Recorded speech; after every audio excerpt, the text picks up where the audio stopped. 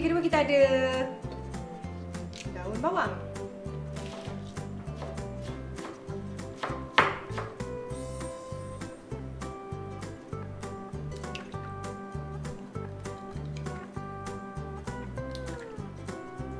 Empat ke lima.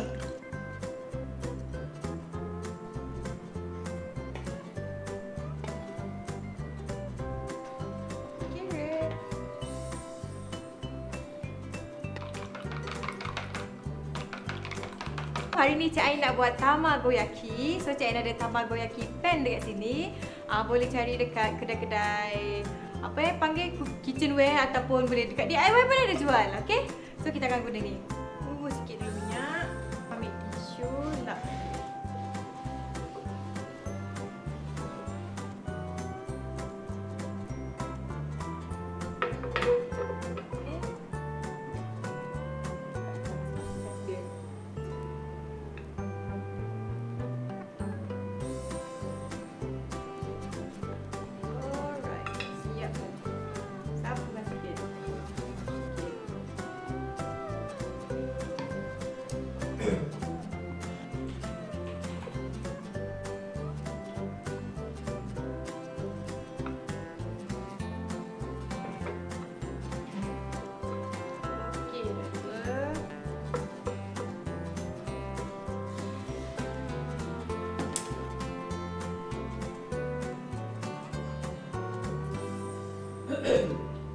Kayak gitu.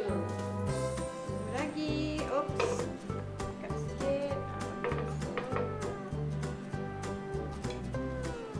Wow.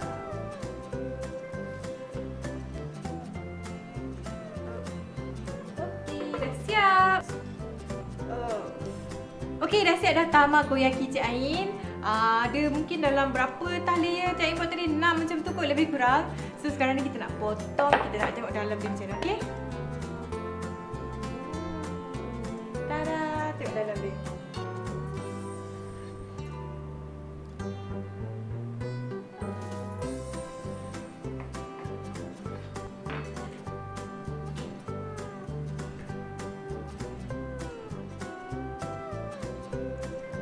Okey, dah siap.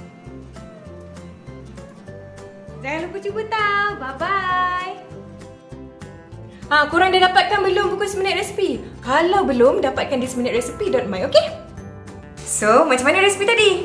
Kalau nak dapatkan banyak lagi resepi, jangan lupa subscribe kita punya YouTube channel. Jangan lupa juga like, share dan komen. Okey, jumpa lagi. Bye!